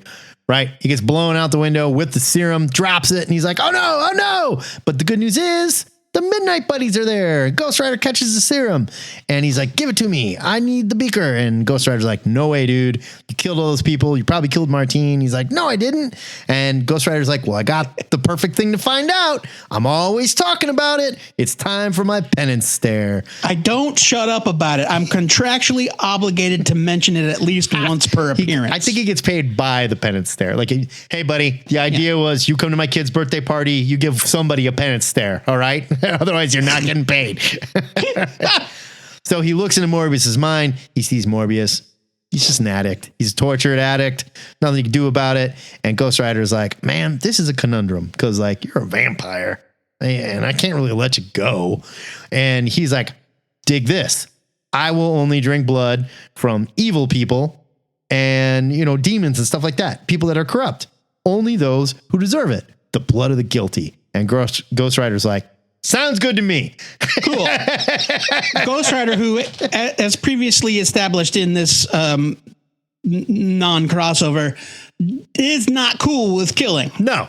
Well, maybe. Mostly. Because we did have the panel where he said blackout. Except for in certain circumstances. He said blackout, you're not even human anymore. So now I'm going to kill you. Anymore, so it's fair game. He doesn't no humans. So we're learning this sort of like, this is your new Ghost Rider as well. We're like, he is going to start killing folks because Spawn kills people and Spawn sells really well. And so we need somebody who's as tough as Spawn through this too, but not just somebody, several somebodies. And here we are in the Rise of the Midnight Suns. So, right. No, I will say this. I do like this bit of dialogue from Ghost Rider. It's not all cut and dry. Like, well, yeah, sounds good. See ya. He says, he just say very well. He says very well. And then he says, although you have chosen a road which is far thornier than you suspect, I shall not interfere, but be warned, should you stray from it, we shall meet again. And so he knows. He's like, look, man, choosing who deserves to die, that's a heavy thing. Sure. And sure. I don't think it's going to be as cut and dry as you think, but I'm going to leave you to it for the time being, but I'm watching you. Right. And I'm like, great. Morbius is on the team. Let's go. Let's get Morbius a motorcycle. Team up. Let's get out of here. It's time to go. Midnight Suns. Roll out, right? Midnight Morbing. Not at all. They leave him there. They leave him. Before we move too far along, I want to touch on this penance stare vision. I really liked this. It's solid. Sequence. It's solid. Where we hear the cries of Morbius's victims, and some of them are like really brutal. You know, some of them are going, oh, it hurts so bad. One guy's like, I was drunk, but I didn't deserve to die. I had a family. I wanted children. I would have been the first in my family to go to college. Yeah, I played violin. I was only 17. Yeah. And it's like, Jesus Christ. It's like Morbius, for a guy that was like really broken up every time he gave into his bloodlust, he murdered a lot of people. Yeah, he just straight up killed people. Like, oh, too bad. I'm hungry. It's dinner time, you know? Yeah. What do you want me to do? But yeah, I think that that's a very effective scene. No, it is. And look, the only problem with this Morbius comic book is they decided to fart Ghost Rider and Johnny's story into it. Okay. It has literally nothing to do with Rise of the Midnight Suns. They could have just had Dr. What's-His-Face, poison that serum without Fang glooping his way in there. Right. And it would have been the exact same thing. Instead, we've got this forced non-crossover. Yeah. Where they're basically like, I saw a picture of this dude and I think he might kill my kids. So let's go kill him to start off this issue. Yeah. But let's not do it ourselves. I heard there's this doctor that wants to kill him and we'll sneak in, and Fang, who's not a werewolf, will put demon blood in the serum that this doctor is going to kill him with, and then we're out of here. Don't check on it. Let's just leave. Did they think that Fang's blood in the serum was going to like turn Morbius to their side? Maybe? I don't know. They don't say anything like that. They don't say because if anything it was already going to kill him, there was no point in any of it. And Fang came back and is like, I did the thing. And she's like, good job, Fang. You're my best werewolf that melts into juice and goes under doors. You're my best non-werewolf that melts into juice. Right. And we do get one final appearance where Lilith is looking into Nakota's bug eyes. And they see that Morbius escaped. It ends by saying, all right, now show me the whereabouts of Victoria Montesi. To be continued in Darkhold #1. Except not really. Yeah, not really at all. And then we even better, we get a scene of the Daily Bugle that's going to set up Morbius. Like, well, here's what's going on in the further adventures of Morbius. The Daily Bugle. And they're like, there's a story, bloodless body found on topless bar. Haha, yeah, kick ass, right? And Peter Parker's like, bullshit. That's Morbius. I gotta go do something about this. Yeah. Spider-Man's gonna take care of it. And then they plainly say, next issue, welcome to the jungle. Nope, Spider-Man doesn't show up next issue. He doesn't get here until issue 3. But also, next issue of Morbius is not a Midnight Suns tie-in. No. It's something totally different. Which leads me to believe they had an issue number 1 of Morbius. It had to do with Spider-Man. And it was going to be issue number 1, setting up whatever happens with Spider-Man, issue number 2. And then they said, wait, this isn't going to sell unless we put this Rise of the friggin' Midnight Suns on the cover and fart Johnny and Ghost Rider into it. Oh, yeah, Rise of the Midnight Morbius. Yes, and they were like, I guess we can stick them in some pages and have them interact with them for a minute. It makes no sense. Now, this is where I will kind of deny. I mean, I know that I do it all the time, but I kind of want to push back on this conspiracy theory. There's no reason for them to suddenly do anything. They had a plan. They could have executed it on any timetable they wanted. It's not like they had to get Morbius out the door. Let's go with the story we have, and then we'll just shoehorn Ghost Rider into it. No, it was planned as part of this event. And I do remember comics back in the day having these moments of foreshadowing, like with this Spider-Man. And it's like, well, Spider-Man is going to show up at some point, but it might not necessarily be the next issue. Why? I will grant you that the way it's left in this issue, it definitely feels like a direct cliffhanger. It's so bizarre. Yes, but it's so weird. I mean, it's weird. It's weird. And why wouldn't you do this in the end of issue number 2 if he's going to show up in issue number 3? I don't know. Because you want to give people an excuse to buy the next one. It's Spider-Man's coming in this. Spider-Man's going to show up. I got to stick with this. I think they changed gears halfway through, and they're like, "This is going to be part of the Midnight Suns thing." It's just the weirdest way to approach it. 32 issues of this Morbius. We need these comics to be able to stand on their own because they're the first issues of ongoing series. But we also need to tie into this event. It's a 6-part event where you can probably just read the tie-ins in any order you want. Oh, yeah, absolutely. As long as you read Ghost Rider Part 1 and Ghost Rider Part 6 at the beginning and at the end. Okay, I am going to read Morbius number 2 because I will bet you anything it reads exactly like a first issue. The book is even called Welcome to the Jungle, which sounds like a first issue to me. So, unless they really wanted to get that, I will not be joining you on this journey. Unless they really wanted to give us the origin of his fucking gimp suit, I can't. I mean, come on. This issue is where we learn why these characters aren't really sticking together and why the Lilin aren't attacking them, en masse. I mean, we learn it, but maybe we learn it, but I don't buy it. Morbius is one of 9 beings, right? Prophesied to destroy Lilith or stop Lilith. And it's as in the vision that Danny and Ghost Rider see that they share with Johnny. These 9 beings whom we have not met all of yet, if they manage to kill any one of them, the Midnight Suns will fail and Lilith will triumph. Game over. And that's why Creed was like, Johnny, take your kid and go. All I care about is killing Bones McGee over here. Sure. And that's why they send one guy to poison Morbius's drink. All right, fine. And it's they're just all we need to do is take down one of them. Well, if it's that important, why don't all 3 of them just go kill him then? Matt, I'm just saying. Okay, here's the thing, Joe. I am getting a little tired of this Rise of the Midnight Suns thing. Can we take a brief break and maybe talk about a comic that is only vaguely tangential to this? Yes. But yes, we can. Also a tie-in that's not a tie-in to the story? Yes, we can. And this is where I'm going to take over the recap. It is our final book for this installment. Some head-scratching shit here. It really is. This is Spirits of Vengeance number 2. It's written by Howard Mackey. Rating on the Morbius number 1, it's a Skim It. Skim It. It's barely a Skim It. Barely a Skim It.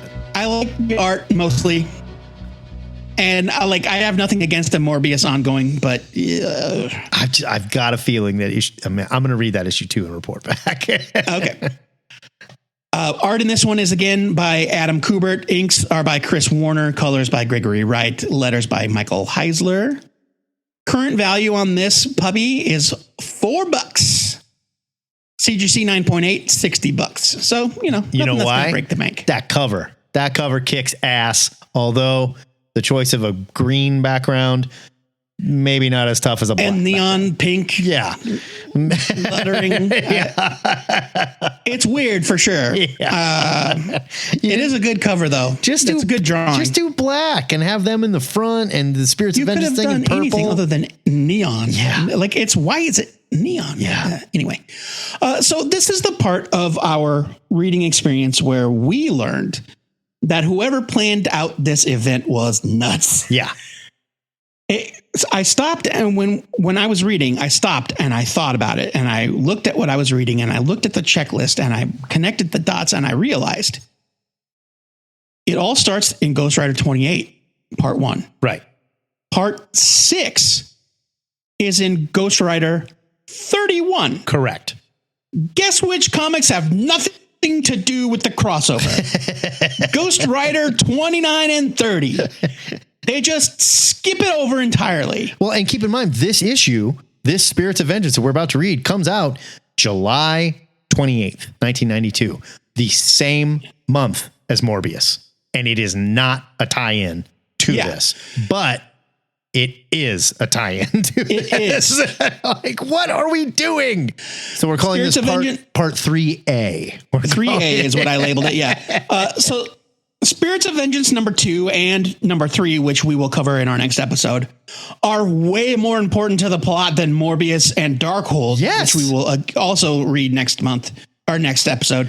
But they weren't included in the event. However, if you have the trade, they are shoehorned into the collected edition in between chapters. I'm telling you, this furthers my conspiracy that they switched this up and just started slapping it on the cover of certain things to get it to sell, and said people are going to buy Spirits of Vengeance anyway. It's Ghost Rider and it's Adam Kubert. They're going to buy it. Who cares? It doesn't need the help.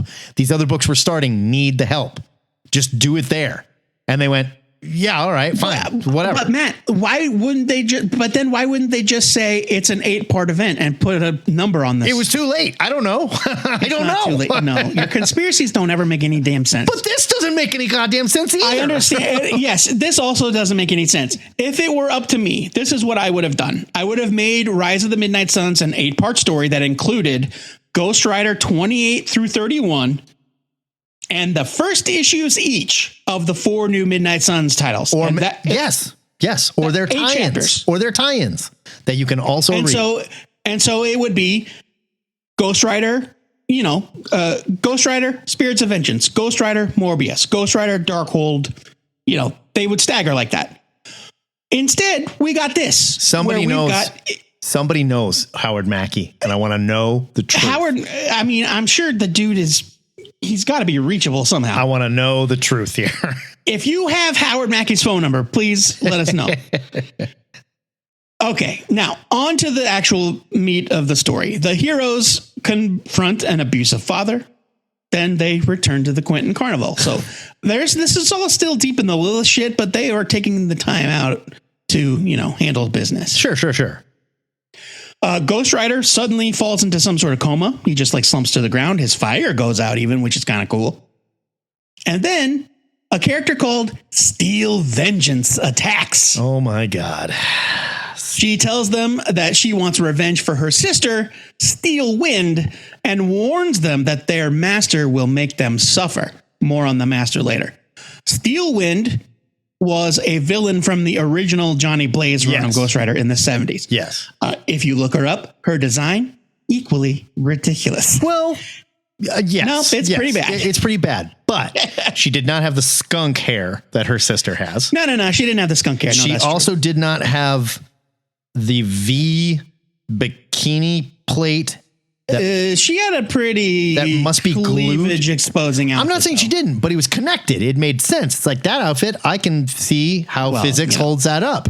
In the 90s, things were more free. I do not understand how our friend Steel Vengeance top is staying on unless it is either glued to her or body paint. I don't know. Yeah, well, double-sided tape.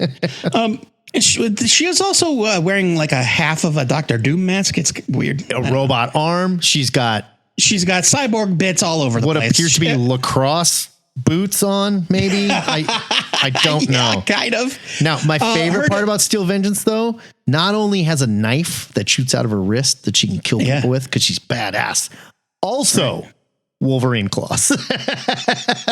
Hey, man, you got to come equipped. She's a cyborg. You know, like they have knives. You're a cyborg, you need a bunch of knives. Makes sense. Now, the design of the character aside, Adam Kubert, like the art in this is really he draws the hell out of her. It's just like this design right above Creed. It's terrible. It's very bad. I can't throw her in the Lilin design measurement scheme, you know, like from good to bad because she's not a Lilin.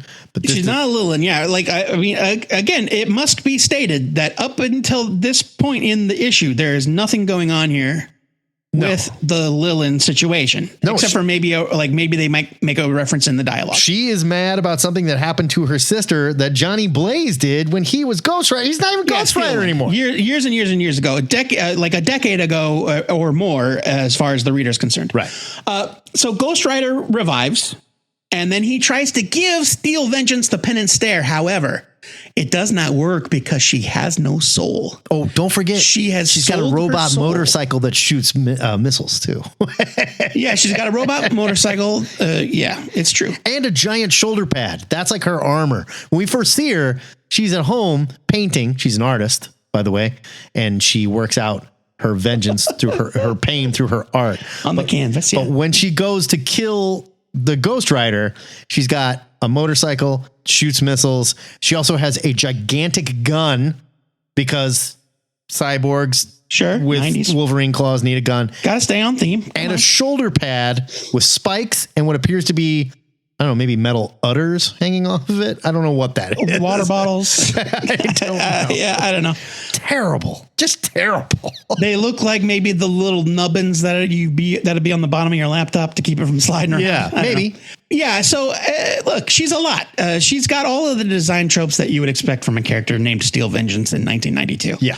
So Ghost Rider tries to give her the pin and stare, but oh shit, she's got no soul. She sold it for power. To Mephisto, you might ask? As Johnny also asks. Maybe no. Robot Mephisto? Her master is somebody else that we will learn later. She doesn't work for Lilith. She doesn't work for Mephisto. It's a mysterious third party. But we get a scene at the end where Lilith has foreseen that Steel Vengeance's mysterious benefactor will have an impact on her plan. Spoiler alert. He does not. So while Ghost Rider's out, we get another like very compelling face-off with the Freaks where, again, not only are we not scared of Ghost Rider, when this chick shows up with the spikes and the gun and the robot parts, they just roll up and they're like, nah, you don't get to mess with our boss. And one of the Freaks is in a tank. He's like a dude sitting in a tank tread thing. He's rolling in like what WizKid does. Like he's in a wheelchair, but it's like a battle chair. Yeah. And you can't just skip over the part where our boy, I don't even know his name. Wolf, the little person. Who is much tinier in this issue. Very tiny. Like dance fights, like does straight up he's like a puck. He does South American dance fight and like kicks her ass. Sure. I mean, he stuff his nails. Yeah. Steel Vengeance sucks. She's terrible. No, Steel Vengeance does suck. My favorite part though is when she does this weird, like she contorts her hand like a woman at a cotillion whose hand you might have to kiss before a dance, right? Yeah. And it does this weird little curve, and then out of the top of the palm of her hand come these two tiny guns. Yeah. It's like, what the? No, that's ridiculous. And if you have two tiny guns in your hand, why do you need a giant gun on your head?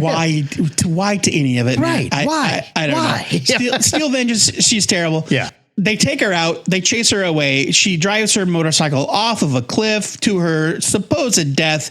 Bad news. She survives. She comes back later. Of course. And then Ghost Rider says, oh, hey, guess what? When I took my little nap there, I had a vision of a group called the Darkhold Redeemers. Oh, God. And we need to get back to New York or wherever. I forget where they're going.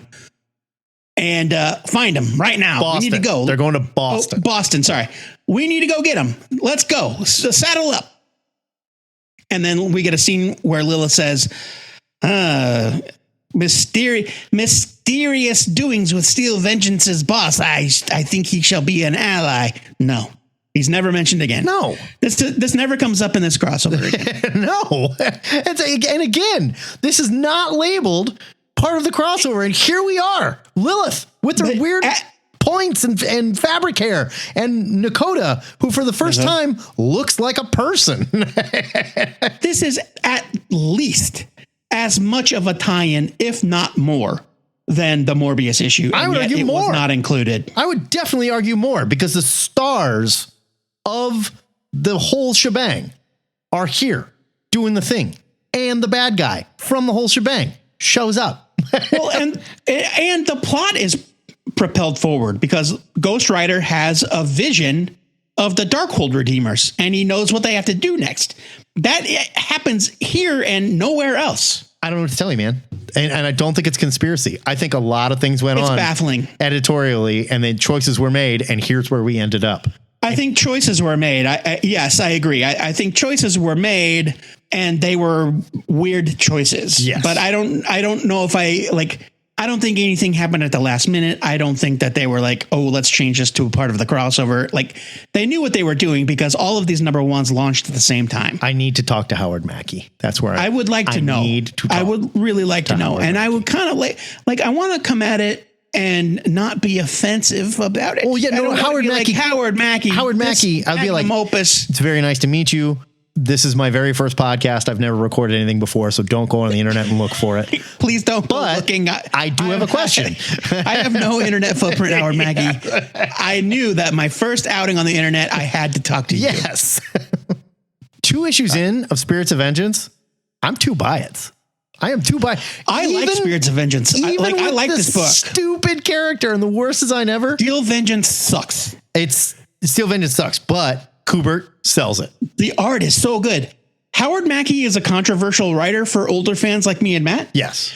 And going into this, I was like not excited to revisit Howard Mackey's work, but the Ghost Rider chapters and the Spirits of Vengeance chapters are good. Yes. The worst part of this, as we will see, are the choices that were made to try and force this into the planning and the plotting. An event. Yeah. Yes. But right. We will get to all of that in the exciting conclusion, part 2 of Rise of the Midnight Suns, when we get to the actual part 4. Don't worry, there's a 4A as well. So. There's a 4A as well.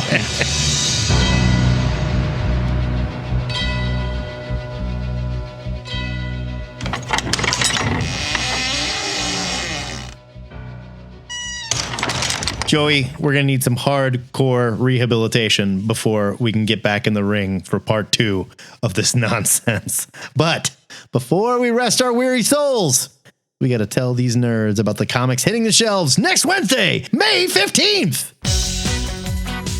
The bikini-clad gun honey is back with a new series at Titan.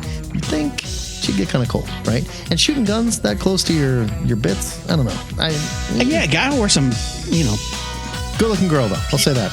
Gotta use some personal protective gear. David Michelini returns to his arguably most popular creation with Venom, Separation Anxiety, to tell an early Eddie Brock story as part of the unnamed continuing Marvel Revisits Whatever comics.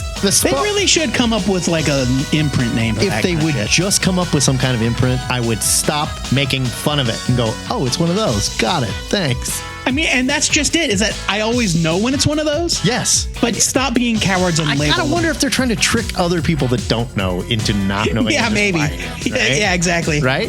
The Spawn universe gets even bigger with Monolith #1 from Image.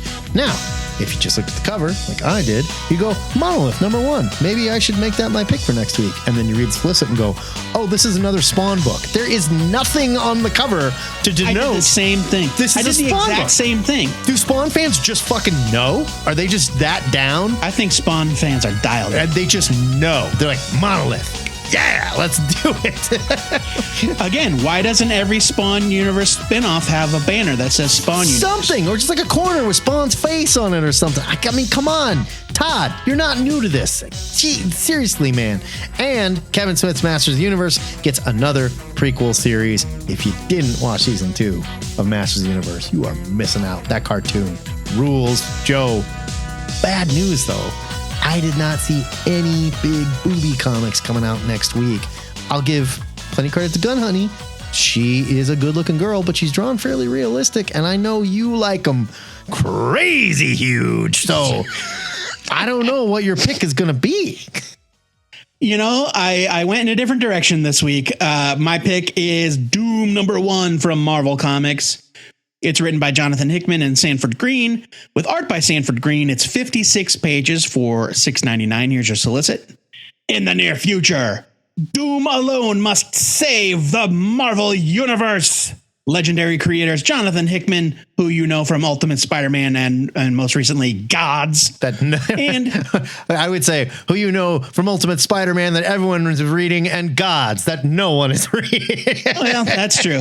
And Sanford Green from Bitterroot. Send Dr. Doom on a journey unlike any he has undertaken before. With Valeria Richards at his side, Doom goes on a quest to harness more power than any human has ever wielded before in order to try and stop Galactus from bringing about the death of the universe. So I think this is just a one-shot.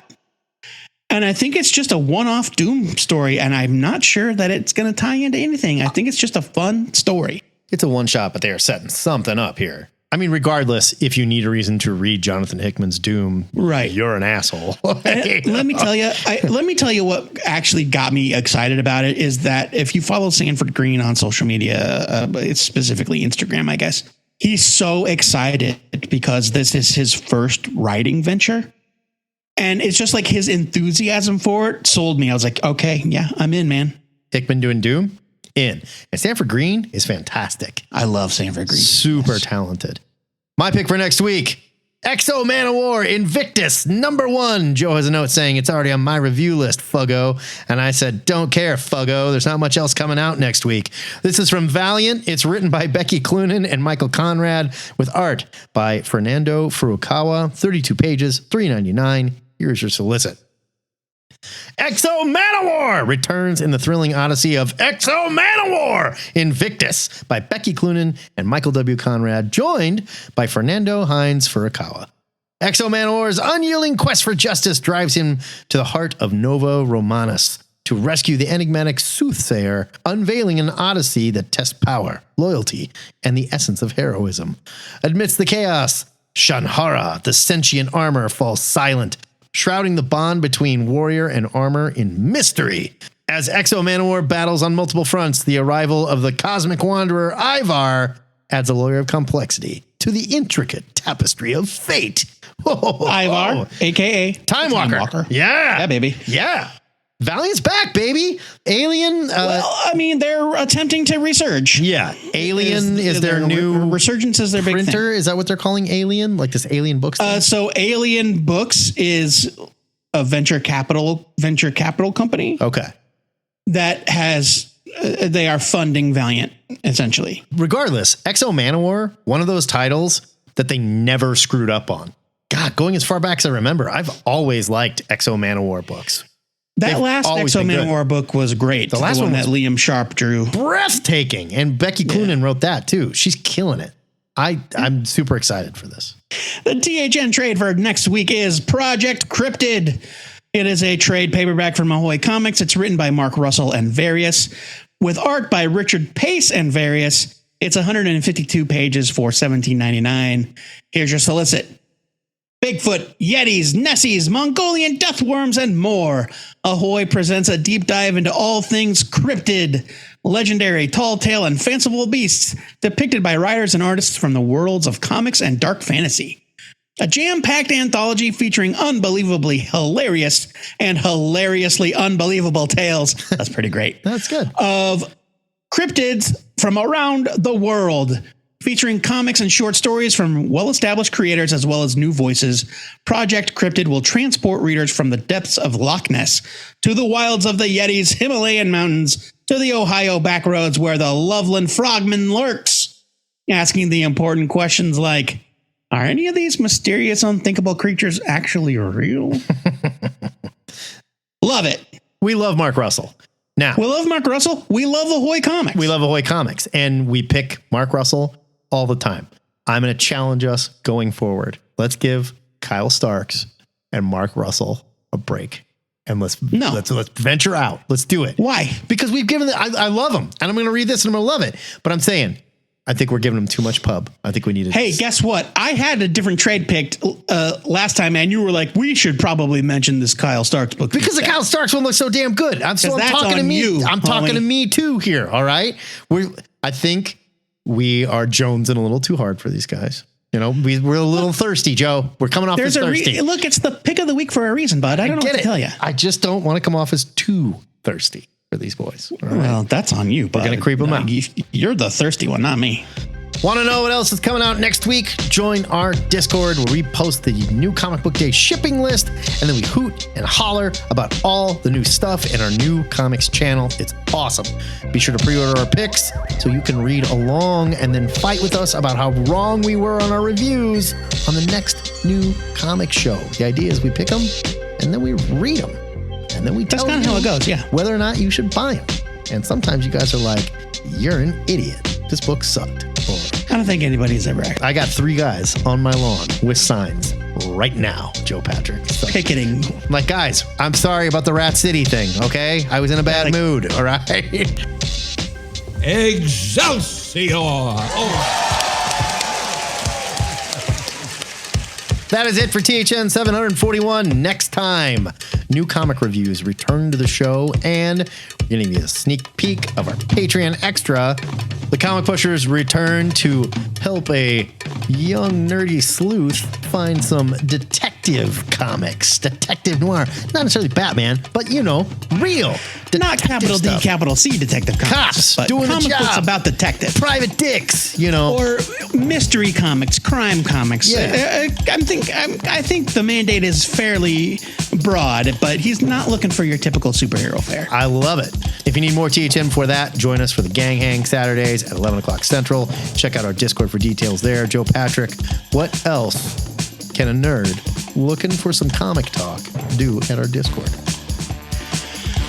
And maybe you just need to feel your feelings about James Gunn's new Superman costume.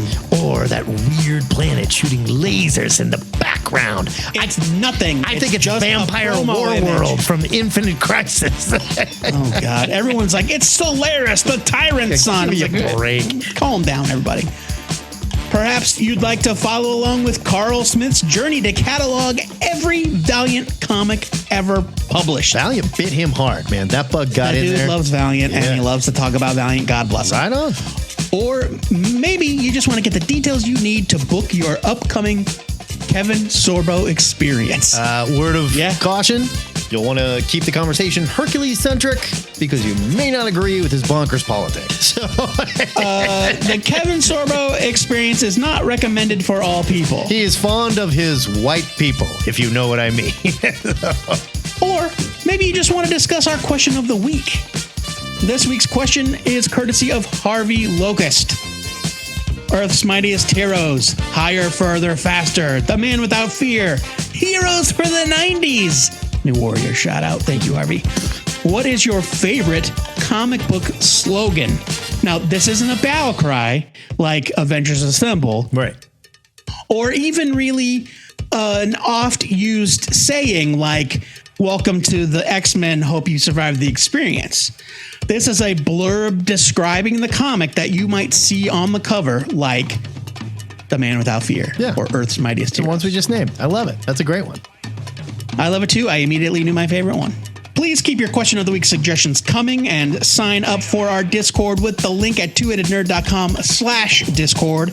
We'll talk about your answers on this week's Gang Hang, probably, maybe, if people want to. It comes and goes. If you don't dig on Discord, send an MP3 submission for the Comic Pushers, for Ask a Nerd, or for whatever to twoheadednerd@gmail.com, and we'll put you on the show. If you are new to the show and you'd rather put on a gimp costume and eat a stinky redhead than listen to any more, I assure you it is only because you haven't heard enough. Good news is you can hear the entire run of THN in our digital longbox archive at twoheadednerd.com. THN, let me tell you, it's a listener-supported podcast. It would not be possible without the generosity of donors like our patron, James, don't you call me Jimmy Cassingham Randall. That is one long hyphenated name. Don't hyphen call hyphen me hyphen Jimmy hyphen Cassingham hyphen Randall. If you like what you hear every week. Things are different in Australia. It's easy to support the show. You can sign up to be a patron at patreon.com/twoheaded nerd. I don't really think he cares if we call him Jimmy. I thought that was a funny joke. He's a man. He's a full-grown man. He goes by James on the online. Before we go, our weekly shout-out goes to our very own loyal listener, Mark Orenberger, who just debuted the first episode of his new podcast, Graphic Novel Apostle. That Great name. So good. I love it. It's out now, this week. You can find it on Apple Podcasts, Spotify, Pocket Casts, and more. Word to you, Mark. I assure you, it is all downhill from here. You're printing money now, buddy. Let me tell you. Boy. The podcast market, cha-ching. Until next time. You are in for a lifetime of sorrow. Until next time, true believers, remember to pre-order comics or your retailer might just tell Howard Mackey all that shit you talked about him on the internet. This is the Two-Headed Nerd signing off. But in all seriousness, Howie, we gotta talk, buddy. Get at us, Howard. We gotta know. What the hell? Can I call you Howie? Well, maybe we should look for the editor, Bobby Chase or whoever. I think Howard was. I want to know. I want Howard's story. I don't want to hear from the editor because the editor's going to have great reasons why they did what they did. No. I want the oral history of Rise of the Midnight Suns. I want Howard's story.